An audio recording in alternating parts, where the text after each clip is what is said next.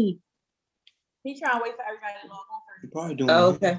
She not doing her hair. She got two ponytails every time. All right. Good morning, everybody. Good morning. Good morning. Good morning. And welcome to our page, Mission Life Church. So right now we're having an awesome time and great fellowship, great love, great laughter. And this morning we're going to have an awesome time as we're discussing love and marriage. We have some amazing couples here with us on this morning. Amen. So do us a big favor and share and like this stream. And it'd be a great, great, great blessing to us and to the ministry. So I'm super excited on today. So if you're on Facebook, if you're on YouTube, or wherever you are watching, amen, I'm praying that you're blessed. Our goal today is just to have nothing super technical. It's just going to be us having a conversation as it relates to love and marriage and what it's like to be married in 2021. Amen. So we're praying that you would join the conversation. It's not just for us. We aren't marriage experts. We just love God, and we just love each other. And we're praying that you guys would get some information and get some good news and some useful tips as it relates to love and marriage and how to navigate love and marriage in 2021. So we have some amazing couples here with us on today. We have the Ellises and we have the Harveys, and I believe the Johnsons are coming soon, prayerfully, and we have the Burstons here this morning. You guys want to introduce yourselves? We can go. Amen. I'm Megan. I'm Brian. We will have been married almost 7 years in October. So 7 years in October. And I don't know what else you want to know. All right. So since you guys have been 7 years, right? In October, yep. Woo! Amen to that. Amen to that. All right, the Harveys. I'm Ray Harvey. This is Robert. We will be married 5 years this coming October. Yes, it's 5 years, cuz. Amen. Amen. Amen. And the Johnsons will be here soon. So let's get right into the questions and let's see what we have. I'm sure you guys will have some great conversation. Wait, how long y'all been married? Oh, it's been 8 years, right? Been 8 years. Amen. So we're pushing towards that decade. We're almost there. So we'll be about 2 more years and we'll be at a whole decade, man. Amen to that. So with that being said, with marriage, there's a lot of love and longevity. You have to be able to navigate through all of the rough terrain, the good days, bad days. It's all the all-encompassing things that life has to offer us. And many people believe that that marriage is helpful to life. So is it true for someone who's watching, who's considering marriage, who may be in a long, heartfelt, loving relationship? Is it true that you always get back what you put into a marriage? You guys want to go? Go ahead, Matt. Oh, so I have so you do get stuff back, right? Yeah, right. It may not be exactly what you put in the way you put it in, yeah. But it's not tit for tat either. So you can't really, you shouldn't really be counting up the costs. Shouldn't be taking notes, right? If I do this, then he got to do that. That's not really. That's not healthy for anybody, and you'll lose your mind. I mean, you will. trying to figure out, how much to give or how much you should get or anything like that. When you love somebody, it's just you're just gonna keep going and flowing, and it's gonna flow back to you. You don't have to worry about, giving and getting. So you will get stuff back. It just may not be exactly the way you put it out there.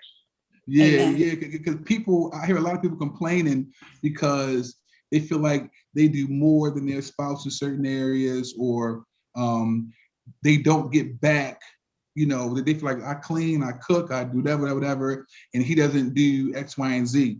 So, so the Harveys. So, how do you guys feel about people saying that marriage isn't worth it because you don't get back as much as you put in?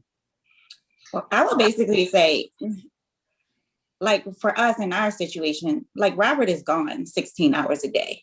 He's gone. So I'm taking care, of the home, some of the things that the, children need and everything like that. Yeah. But still, in a nutshell, I can't say, well, I do all of this and I do all of that when he's working like 12 hours a day. He's on the road 2 hours, 2 hours back home to be a provider. So while I'm managing the home, he's working on being a provider. So it just is what it is. Whatever works for our house might not work for someone else's house. So, you can't really say that you don't get, that what you put in. Yeah. I mean, you can't balance it. You can't count it. Just like Meg said, you can't keep score. Because it is what it is. Whatever makes your house function, whatever makes your marriage function, that's what you work towards. Wow. That was a real good point Miss Megan made. Like, you lose your mind trying to keep score. Whatever. Because it's always something, right? And yeah. I got you trying to go build the other night.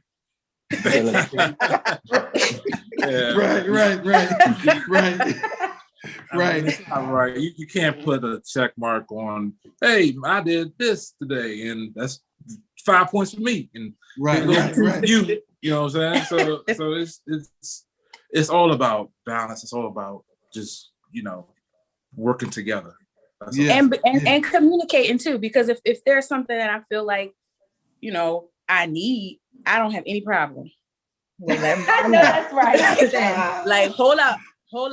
I need a little help here, and I raise my hand and we talk about it and we figure it out. But you have to communicate that, people aren't mind readers. I can't read his mind. I don't know. So for him to, you can't be passive aggressive. Like, oh, well, I did this and he didn't do that.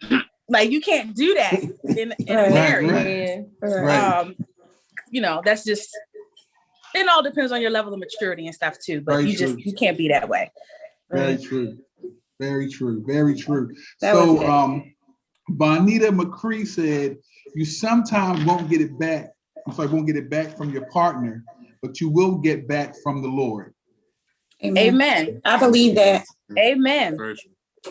Yep. Amen. All right. So with that being said, a few years ago, I was studying for a couple series that we were teaching at the church, and I discovered that a few years ago that finances surpassed infidelity as the number one cause of divorce.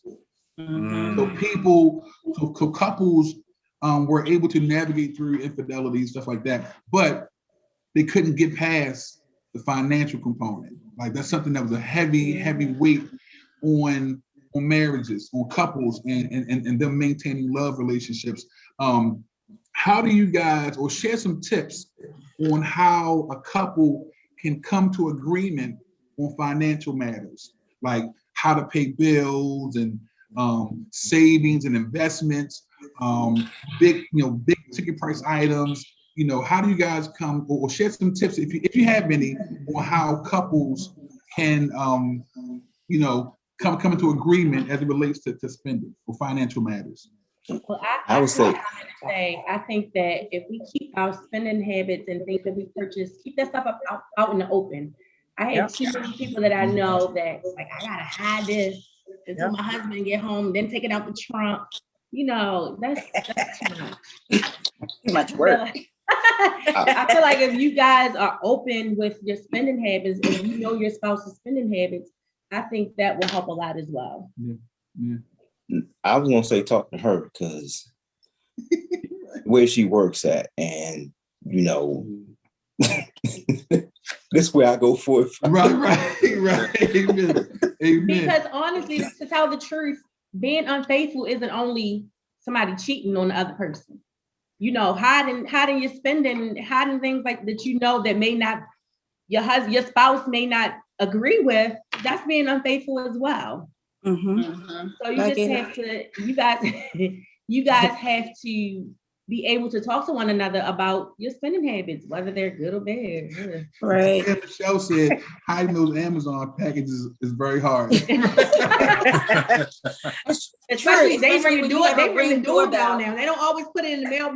Nope. You have the ring doorbell. We just talk about everything. I mean, not the small stuff, but the major things. And we just, if I'm stronger in one area, then that's my area. If he's stronger in another area, that's his area. Like, I'm not really into the stocks and the trading and the, the risky stuff, because I'm not risky. Like, that's just my personality. That's just, I'm not into that. But, we talk about, okay, well, if you're going to do something like that, what's your limit? And then go, and then you take care of that. And, whatever my strong area is, budgeting or whatever, I take care of that. But we still talk about everything. So I'm aware, and he's aware. We don't hide anything from each other. So I think that's like First said, just having things out in the open. And then also, before you get married, there should be some level of discipline and understanding and whatever that you have about your financial situation before you bring this other person in. You gotta know what your strong suits are, and you gotta know what you're weak with. So you can tell them, hey, I got a spending problem, or I gotta, whatever, so that the other person knows what they're getting into. You don't want any surprises about money. That's just right. I think for us, we have more of a big ticket spending thing. Like, women may spend by shoes or smaller ticket items. Men, I may go buy 2 new guns. Right. Right. And I'm like, what do we need to have them for? Right. You never have too much ammunition. Never know.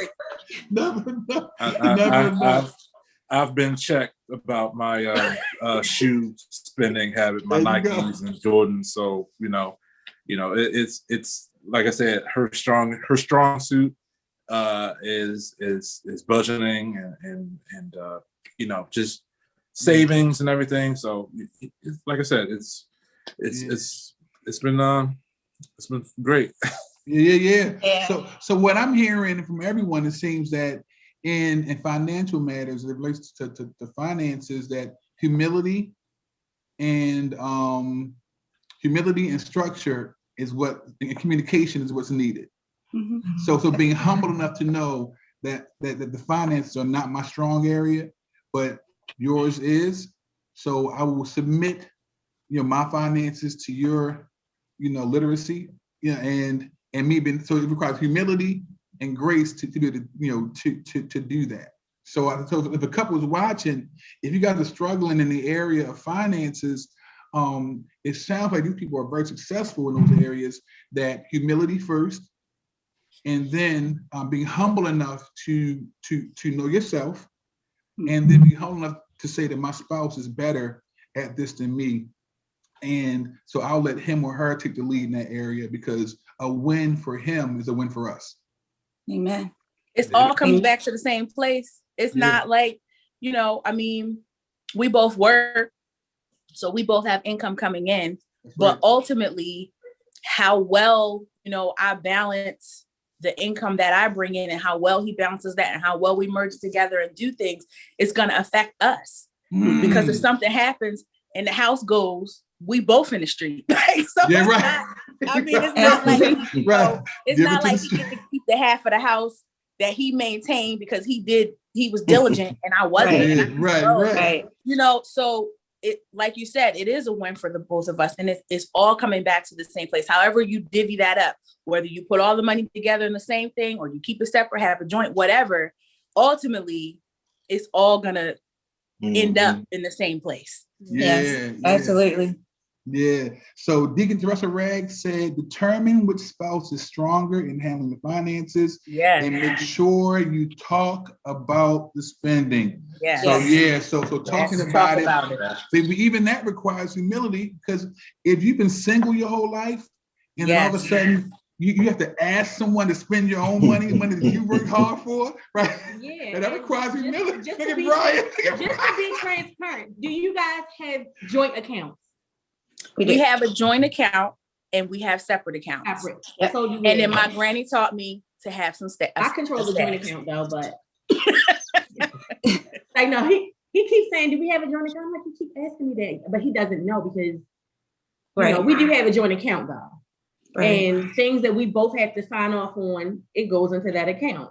Mm-hmm. So I mean, I think that's another part of it too. You can monitor the spending if you guys have a joint account, and then if you have your separate accounts, I don't know. I mean, that's just to each his own. Yeah, whatever works best for your family. Yeah. You know, for us, we have a joint account that all of our household things go into.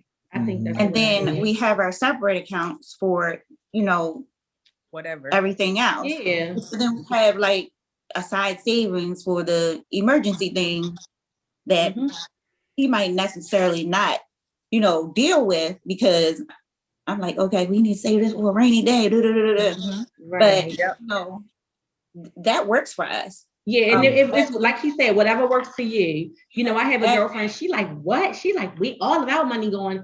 When we got married, my husband said, "What's mine is mine, and what's yours is mine." So they have just one account, but that works for them. So that doesn't. Work I'm a saver.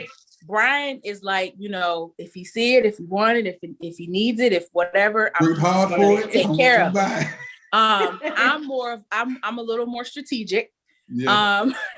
And I will, you know, wait. I'll plan for years, months, whatever, you know, and so we do a lot of talking, because I don't just do it like that. Now, when it comes to like stuff like if Nolan need a new pair of shoes, or, you know, if we need, I don't know, something extra for the house, it is what it is. That's not a big conversation.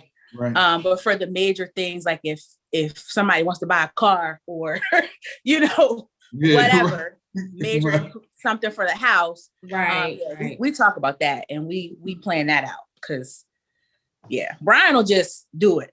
He ain't gonna ask me. He ain't gonna think about it. It must be a Pisces thing, girl. Must be a Pisces thing. He ain't gonna think about it. He's gonna be like, oh, they got this. Let me get it. That's hilarious. And I'll be like, wait a minute. So no, I will say, even when it comes down to the kids things, if he's in the store, he'll send me a picture of it, you know, first, and like, what you think? And I'm like, that's too expensive. Yeah. Like, wait a minute. He knows I'll talk him out of it. Too funny, but it's so true, so true. So everyone going into a marriage has their personal preconceived notions as it relates to what the marriage will look like, how things will be, but just in life, when you get a new job, in your mind, you have a picture of what it will be like. So what things about marriage were, once you actually became married, were different than what you thought about in your head before you said "I do"? Balance. Yeah. Balance. Not thinking that you have to do everything. I mean, like literally 2 weeks after we got married, I had a panic attack, because I was like, I don't think I can do this. Yeah, right. You know, it's too much. I gotta wash clothes. I gotta wash clothes. I gotta cook. I gotta be fancy for him. Overwhelming forever until one of us dies. And it was, for me, it was a shocker, because it's like, okay, this is another human being that, is going to be in my life, and like, he's going to be in my life forever, because like I told him, like, we did this forever. I'm get mad. I don't care. Hello. We locked into this thing till death do us part. So, But yeah, 2 weeks after I had a panic attack. I was just like, I don't think I can do this. Like, I gotta do laundry, I gotta do, make sure he's ready for work. I gotta do lunch, I gotta do dinner, I gotta do kids. No. Right. Is it worth it all? Right? What do I get in return? Right? Right? Hey, listen, the day because marriage didn't hit me until after the honeymoon. And so, because literally, we had a hotel downtown Baltimore. So we left the wedding festivities, went to the hotel room, left the hotel room, went to the honeymoon. So it didn't really hit me until we got back to Baltimore after the honeymoon, and me and her came home, and I can tell she must have felt it, because I sat on the edge of the bed like, this is where I live. like I don't have my house. I'm just kind of thinking like, what I don't own. Like, what I mean? I'm married with children. Well, and she, so she was in the bathroom and she yelled into the room like, "It's gonna be all right." She was like, she must have felt it because I think the gravity of it all fell on me. I was sitting, so I brought all the luggage back into the house. I put the luggage in the room, and I just sat on the bed, and she went to the bathroom, and she must have felt my energy, and she was like, "It's gonna be all right." Right, but now it's cool. But that first moment of like when it really hits you, like, I am married to someone, and we're going to be together forever, and be, just every decision I make now has to include another adult, and just all of that kind of, this thought ran through my brain, and it got heavy for me in the very beginning as well, and what I had, so for me, what changed, I thought, like, oh man, I got a wife, I ain't got to cook ever again. I ain't got to clean ever again. I get to make love whenever I want. I don't care. It's just free access. I ain't got to, no, just free access. And then, look at Robin. And then you get married, you find out she got feelings. She got her own life going on. You can't just think you can just hump on her whenever you get ready and all. You know what I mean? Like, there's all those. So for me, that changed. Like, that part of married life, I thought I had a live-in chef, a live-in cook, maid. And again, for some queen. people that works. Yeah. But for our dynamic, that doesn't work. Yeah. I work now. Every day psych. It don't matter. I feel it. Got him. I got him right. I got him right. Yeah, and a lot of men think that. We can't say it out loud, but in the back of my mind, be like, man, just stress-free, just 100% access. And then you find out, that's a lot on her body. Like, geez, give her a couple of days to recover a little bit. That you know what I mean? And, But so for me, those things didn't match my reality. So someone watching who's about to get married, you have to be willing to put away your expectations. Yes. Because the reality may not meet your expectations, and you can't get divorced because what you thought was going to happen didn't happen. Yes. She's not bad, he's not bad. It's just that the dream and reality are very different. What about you guys? For me, it was, before I got married, I heard a lot of people say, well, it's just a piece of paper. There's really no difference. You can live with somebody for years and not marry them. It's all the same, but it wasn't. It's not. Like you said, the weight of the responsibility of being married to somebody, being there, because we talk about the men being the provider and the protector and all that, but we have a responsibility to protect them too, protect their peace and their heart and just all these things, because we're not the only ones with feelings. We express our feelings differently as women, but they, you know, men have feelings too. And so we're responsible for that. I'm his next of kin. If he dies, or if he, you know, his living will, if he's incapacitated or whatever, like, I was really thinking about that. So that's what I was thinking about when we came from the honeymoon. Like, dang, like, if something happened, they gonna call me. Like, what I'm gonna say? Like, what you know? So if you land there, yeah, like, so that was huge for me, because I was single and I was alone. I mean, really alone. You know, I'm out here in Baltimore. My family is nowhere near, nowhere around. It was just me and God. I was on my island, minding my business. I didn't have anybody to answer to, nobody to be accountable to. I was really doing whatever I wanted to do for a long time. And so when Brian came along, you know, it was all cute and everything. And then once we got married and that, it was like, boom, this is someone that you are responsible for. You're responsible, you know, to make him look good. You're responsible to hold him up. He's holding you up. So, you know, it's just, it was very heavy, and it was a very heavy realization. And it did not happen until after we actually got married, because all the way up until then and prior to that, that responsibility just wasn't there.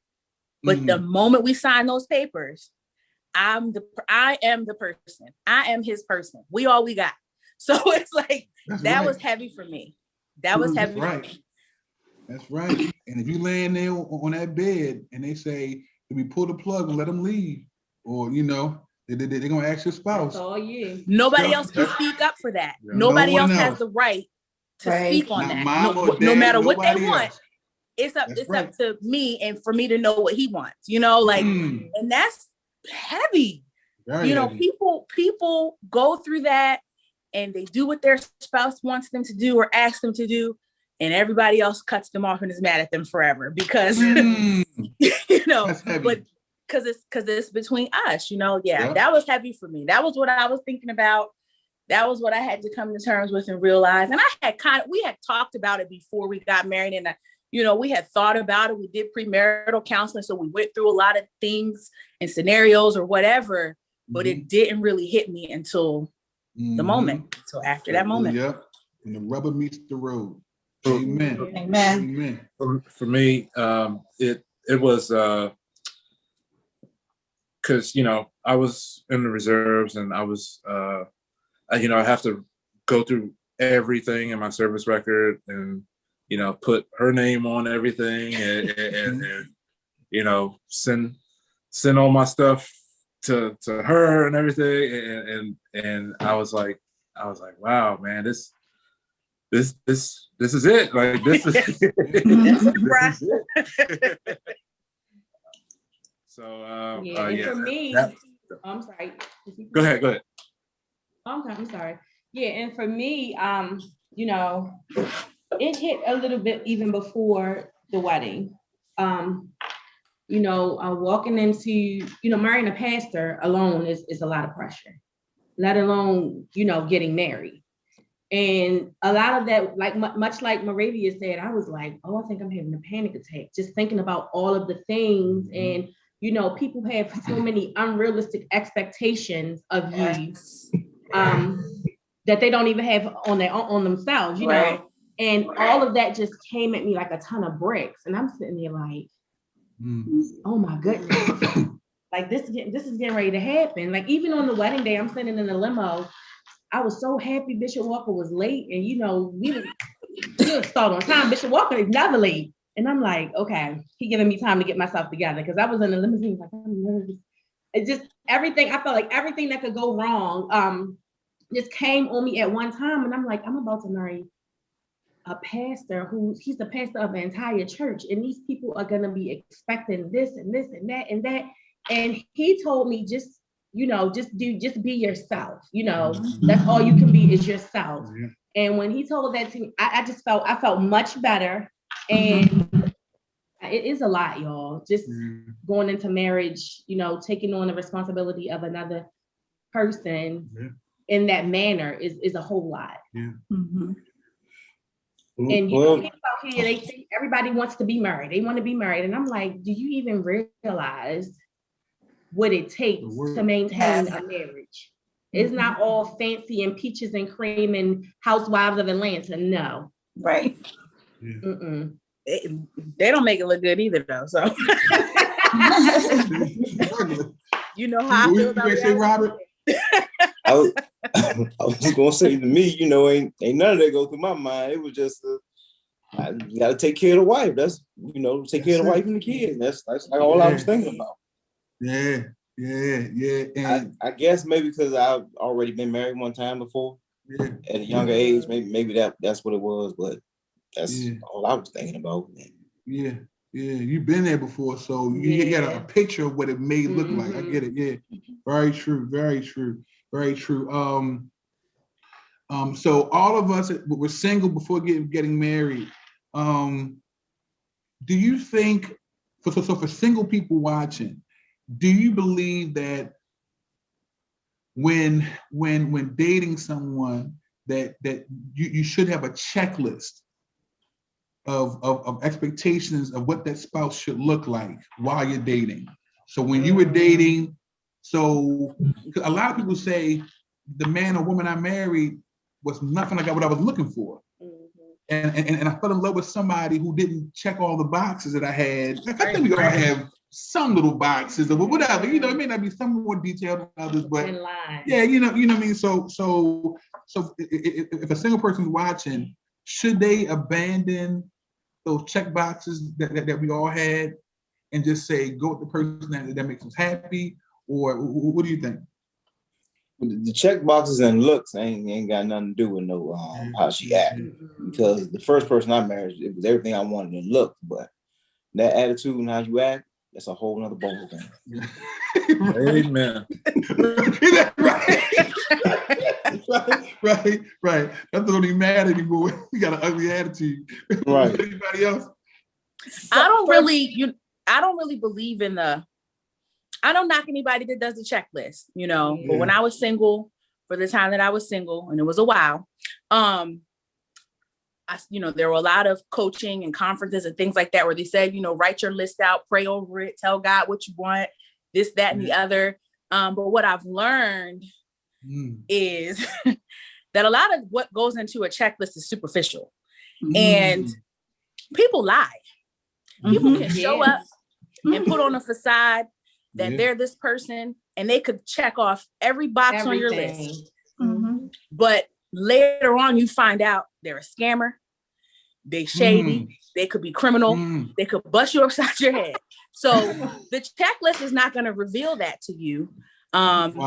There's a level of discernment and connection to God that you have to have if you're looking for this to be a God thing. And then also, yes, you should have standards and boundaries. I'm not talking about that. But the checklist thing, when dating is supposed to be a fun time where you learn about a person and you learn about yourself. I think people put too much stress on the dating stage and, this person having to have all of these things and all of these criteria, and they have this nice, beautiful list, but they don't really sit with themselves to evaluate if the people that are meeting the checks on your boxes, if they would even want you. Like, are you annoying? Are you, overbearing? Are you nice? I mean, we really have to spend time looking at, what do we check off? And how does that relate to, how God sees us? And then what are our, boundaries or our standards? I don't want this person to be an atheist. I don't want this person to be a deadbeat parent. Those are just the non-negotiables. And then from there, you meet people, you have fun, you have a good time, you get to know them, know what you really can't tolerate, and then know their triggers, please. If they're cool and they're whatever, you move on to the next phase of, could I see myself with this person? But it should be organic. It shouldn't be something that's like mechanical or this list. They've got to check this off, that off. Because people have these lists and they're bound by these lists. And you might be missing out on people that, they may not cross off every box, but they're just good, genuine people. And you're just sitting here with this list, and all these genuine, good, wonderful people are just missing blessings. Yeah. I agree. Anyone else?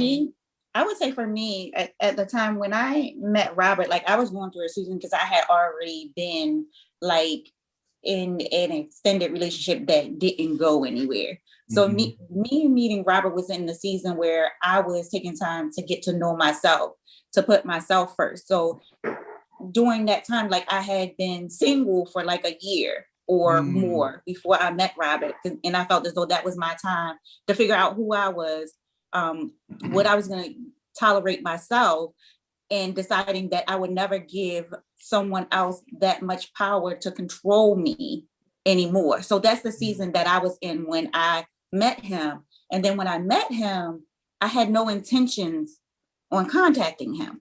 I did not. She really didn't. She told me she did not. I really had no. She wanted you. She wanted you. I had no intentions on calling him. I did not even ask what his name was because I wasn't. I just wasn't there at that time. I wasn't there. I love him dearly today, and I thank God for him. But that's just not where I was. So when I got back home and I did start talking to him, like on the phone, you know, after the first, because he said, like, by the way, my name Rob. Okay. So, you know, by the way, we're talking, you know, we talking, and you know, when I hung up the phone, I was like, well, he sounds like a genuine nice guy. I don't know. But my prayer to God was like, if he's not for me, then remove him, you know, and like, don't let me get caught up with another guy and have my heart all in, lose myself, and then, you know, find out he's not that person. So I was still myself. After I prayed to God, myself was still trying to find something wrong with him. so that I didn't have to date him. True story. Like, so that I didn't. I was like, okay, you know, what's wrong with him? What is wrong with him? I'm trying to dissect and pull him apart to see what was wrong with him, not knowing that, you know, today we almost 5 years in. Amen. Amen. Good job. I love it. I did not like you because you was tall.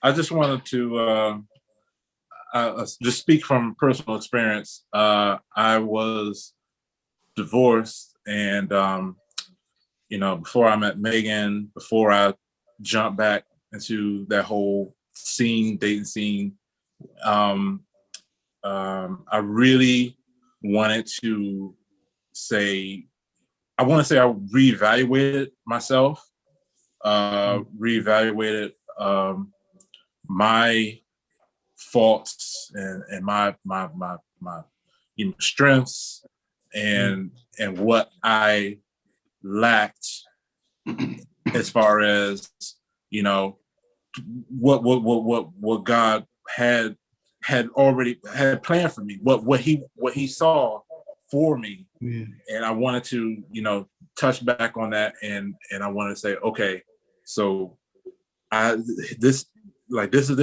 is what I'm looking for now, but God saying, well, how about this and that instead? So it was, like I said, it was a learning process for me. I learned a lot from God himself and from myself, what I can and can't do. And then, you know, 7 years ago, met her. So wow. Amen. Did you have a list? So yes, I did have a list. I was on the list. Because a lot of people, and I think Deacon Meg said it, a lot of people are missing out on great and wonderful people because on some list that you have, and if the persons don't meet those, you know, expectations, then you don't want to deal with them or even give them a chance, you know. So I think some great insights. how do you guys navigate differences in parenting style? You know, like if one parent is more, you know, spanking and the other one is not. If one parent is more of a, you know, they'll be okay, and the other one's like, no, follow the rules, or, you know, so how do you navigate through parenting or differences in parenting style? Or just give some tips on how that works. Well, I guess coming in our situation with a blended family, you know, I had girls and she has a son. Yeah. You know, she's always cautious about, I guess wanting to overstep, but I keep telling her, hey, look, they have to do what you say. So if you got something to say or they need to do something the way you want it done, that's what needs to happen. You know, she's real forgiving, and she necessarily won't be direct like I am. Like, she'll keep kind of beating around the bush, or she'll say it one time and then be mad later on if they don't do something. I'm more of, hey, you need to wake up or whatever and come down here and do it. And I can't do it all the time. I'm not home all the time, so therefore, you know, sometimes it's a lot of what am I for? Back and forth, stress, grief. It's a lot of confusion. Yeah. I would say, I guess just you got to be direct with the children, because they will play you against each other. And yes, they will. Yes, they will. Nolan is 5, and he already knows which one of us, you know, I have a lot of patience and Brian does not. So he already knows, you know, that he can tap dance on my nerves for a while until the bubble bursts. But with Brian, he's not having that, you know, and so we just come, you know, we try to be united on everything. I just be like, what did your dad say? And I don't even know what was going on. I don't even need no explanation. Just whatever daddy said, that's what it's going to be. And then if there's something we don't agree with, like later on or whatever, we'll talk about it. So that the next time it comes up, we know what we're going to handle it. You know, what direction we got to go in. So we're not blindsided, because he be trying us. You know, I think you have to show that you have to show that you are a united force with your kids. There you go. Especially when in a blended family, like Jay is bratty. He's used to just me and him. There are a lot of things that I let Jay get away with that Robert does not. He's like, you know, and he had to tell me, like, hey, I'm not gonna hurt him. You know, I'm trying to teach him. And it's the same way, you know, with our girls. Like, I'm more of a detailed person. Like, I don't like things out of order. That's just me in a nutshell. It, you know, it stresses me when things are not out of order. No, it shouldn't, but you know, it does. So I like order, but the girls come to me and they'll share a lot of things with me that they would not share with him. And when it comes to, you know, different things that they want or feel that they need, I'm normally the person that will say yes. And he's the person, if you come to me first, I'm going to say no. So they'll come to me and say, you know, Miss Ray, because they'll work on me because they feel like I have some superpower over him. You're softening them up. The path of least resistance. So, you know, she's going to work her magic, and, you know, and he's going to change his mind and he's going to say yes now. So I agree with Megan. Like, what your daddy say? I asked what she said first. It got me like that twice. And I said, Right. And then, hey, y'all arguing. Exactly. Told him no. Right. You know, because that could be one of the stressors in the home is parenting and kids playing parents one against another. So that's why I said it's important for you to be a united force. Like I don't want to be the person that, you know, is disciplining all the time. Like, I want you to I want you to have I I want him to have his back, my back too. I don't want to, maybe it's just me, but no, I wasn't saying you want. I'm just saying. So what? If they can have, they can have. It'd be all right. He ain't gonna die. I get it. So how do you guys share some tips on how you balance the needs of your spouse with the growing demands from your children, your professional life, and your spiritual life? How do you balance the needs of so many very important things in your life? Your job and career is important. Your spouse is important. Your kids are important. Your spiritual life is important. That helps you to balance all the other stuff. So share some tips on how you can balance the growing needs of all these important places in your life. I ain't got no tips for that. So I'm still working on that right now as we speak. Yeah. It's pretty much we gotta get when we can get it. That's where I'm at. It's in provision every day, pretty much. Yeah. You gotta be just as flexible, and yet you have to be just as passionate and strong with every category. You cannot lack in one area at all. My replenishment should be coming from God Himself. My replenishment. So my spiritual life cannot lack. Yeah. So I like I'm with Robert, man. I'm working 12 hours, 14 hours a day in DC, and I come home and I gotta be keeping on 100 coming home, coming back to the house. Yeah. And when Nolan doing what he do, I gotta be 100 there. That's right.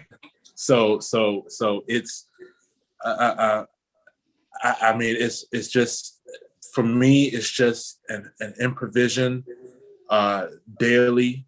Like I said, I can't be one guy Sunday and then another guy Saturday. Yeah, I can't. That's right. That's right. That's and right. I think for us too, with Robert being gone a lot, so we know his days off are Fridays and Saturdays. So the girls are still in school during the day, but then they can have their time with their dad, like from the time they get out of school until like I come home, and then we eat dinner together. We try to do some family stuff, and then on Saturday we try to do family stuff. But then Saturday he's getting ready to, start, getting ready for the work week again. So at some point, like I feel like I have to be selfish a little bit because he doesn't have a whole lot of time, and it's 5 of us that are pulling from him. I mean, we have 3 girls here, and we have Jay and myself, and everybody wants his time. Like even when he comes home in the evening, he gets home at 8:00. So he's eating dinner, and everybody wants a piece of him. Like everybody, wants to be around. And then he's tired and he's struggling, to stay up with us. But I mean, we're just trying to figure out balance here, and we're just doing the best we can. Yeah. And I think many people struggle with that in their relationships, because they believe that the person may not reciprocate the love. So it's not that just that everyone wants a piece of Robert. He wants to give it to everyone too. It's just that he's just tired. You know what I mean? Like I gotta work 16 hours, had to drive an hour, and a 2-hour drive. And so and I think sometimes if people don't communicate that part of it, like I love you and I want to be around you just as bad as you want to be around me, but I'm just one person. And even with Yell, sometimes I'll see her working on her laptop, and she, writing a deal up, and the kids be bothering her. And I know that she's been working all day, you know, at her day job. Now she's working on contracts at night, setting up sessions and meetings and trainings and all that stuff. And I know the kids want her and she wants them too. But so I'll try to take them away from her because, you know, cause I know she'll try to balance both. She'll have the laptop in one hand and trying to play with them with the other hand. And so I think that us understanding that and not making an enemy of the other parts of our lives is very important. I think it helps couples to navigate through that kind of stuff together. Sheila said, Tune said, making time for each other, each component is necessary to balance. Shut that laptop down and put the kids out of the house every now and then. Yeah, you have to be intentional.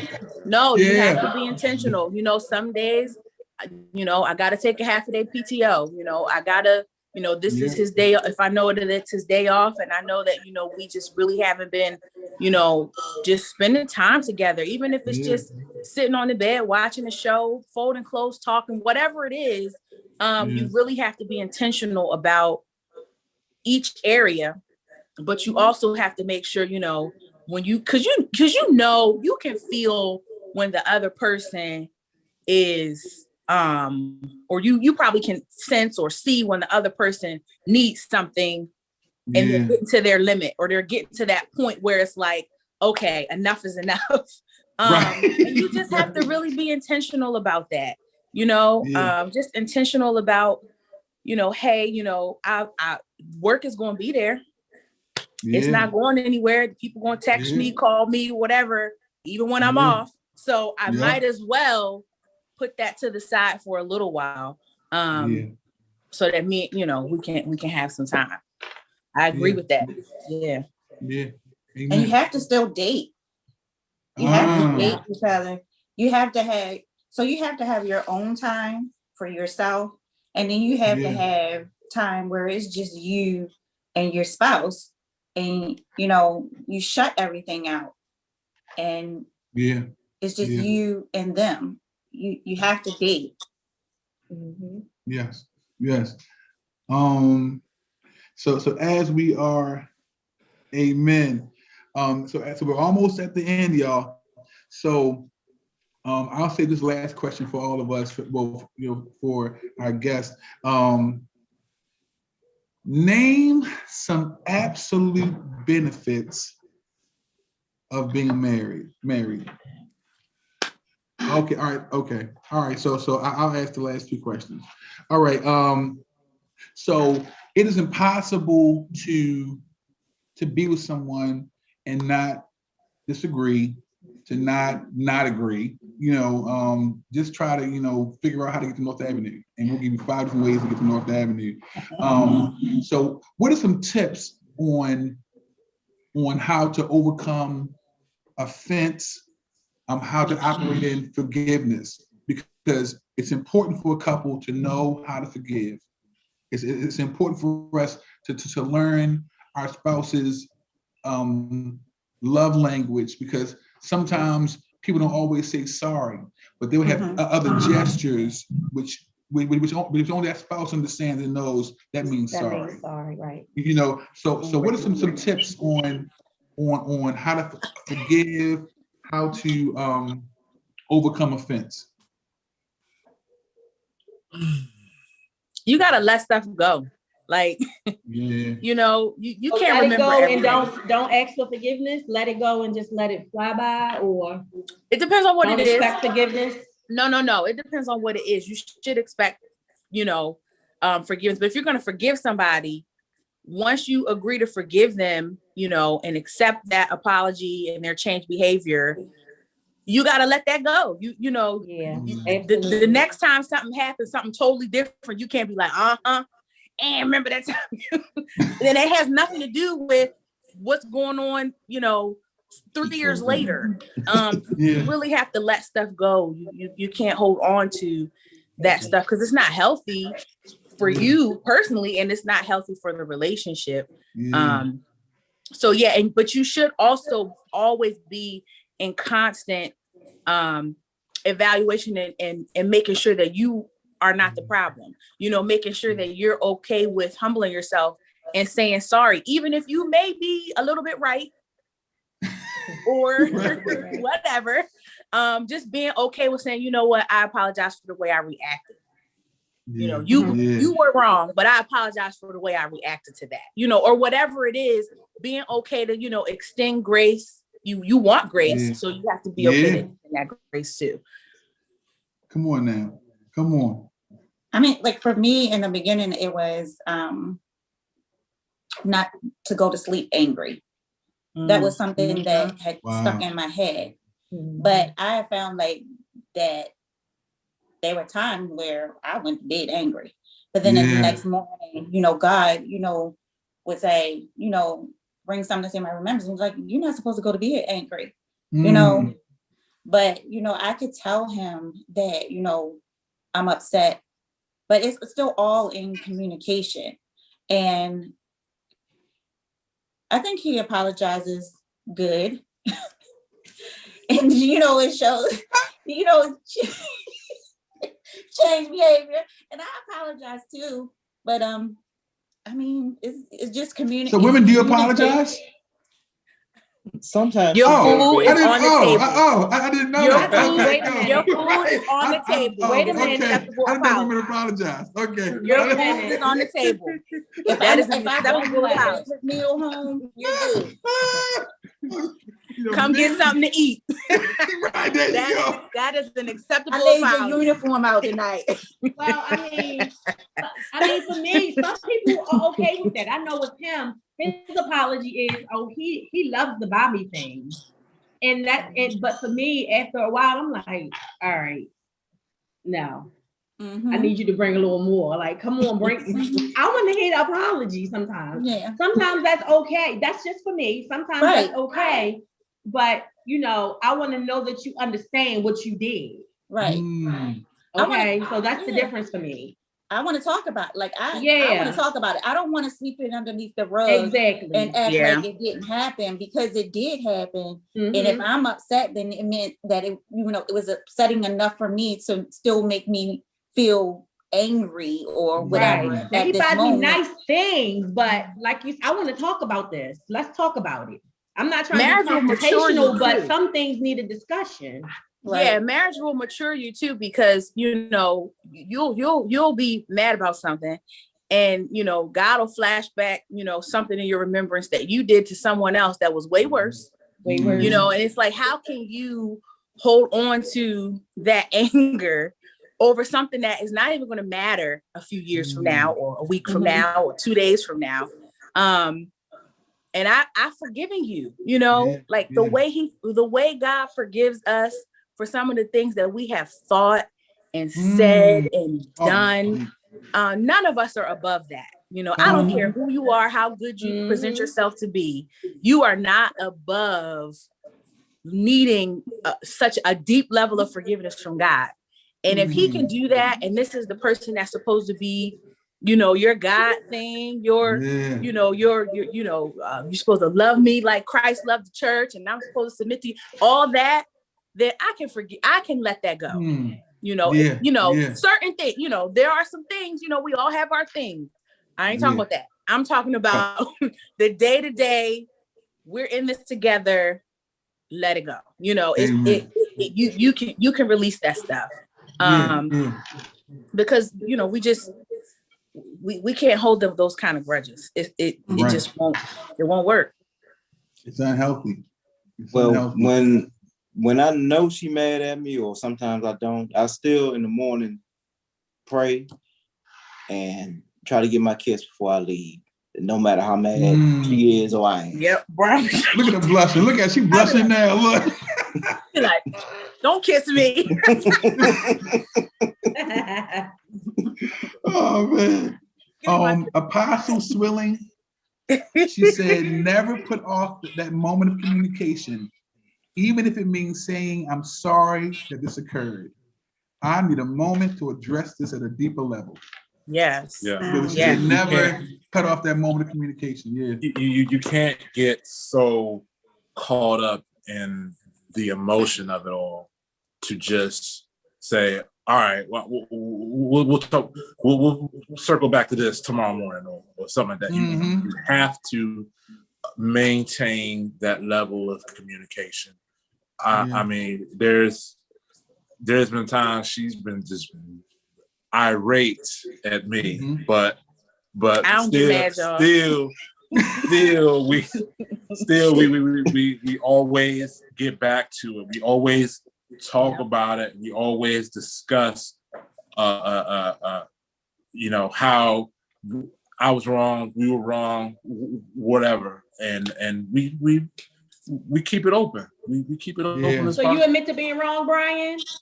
Hey, I'm the first to admit that I've myself have been wrong sometimes. Yeah, but his sorry is all right, fine, I'm sorry. Just to shut me up. Okay. So that's why we got to talk about it, because that wasn't nah. That didn't work for you, that's right? for me, that's been one of the benefits of marriage, though, is that, you know, Brian is so good with being willing to listen and just consider me, consider, my feelings, and I can be 100% Megan. Like, I don't have to hold anything back.